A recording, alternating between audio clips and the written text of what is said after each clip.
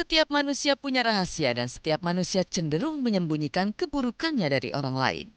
Namun, siapa yang tak terkejut melihat pedangdut Saipul Jamil yang dalam kesehariannya dikenal sangat religius itu tiba-tiba dihantam kasus pencabulan terhadap anak di bawah umur yang berinisial DS dan sesama jenis pula.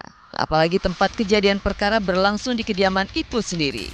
Tak ada ampun, polisi pun langsung meringkusnya dan menetapkan Ipul sebagai tersangka serta menahannya di balik jeruji besi. Keluarga Saipul Jamil segera bergerak cepat untuk membebaskannya dari segala tuduhan memalukan itu. Lewat dukungan keluarga serta pengacaranya, Ipul pun mengajukan gugatan pra-peradilan terhadap penyidik Polsek Metro Kelapa Gading atas penangkapannya serta penetapannya sebagai tersangka.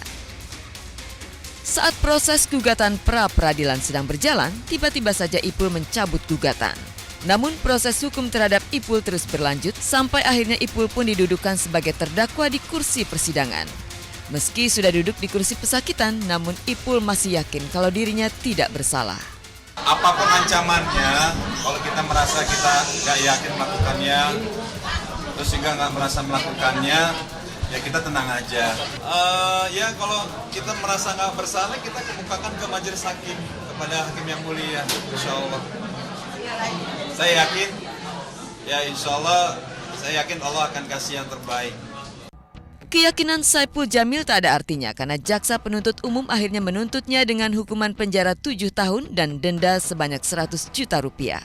Namun keberuntungan masih berpihak kepada Ipul karena hakim hanya menjatuhkan vonis ringan 3 tahun penjara dipotong masa tahanan.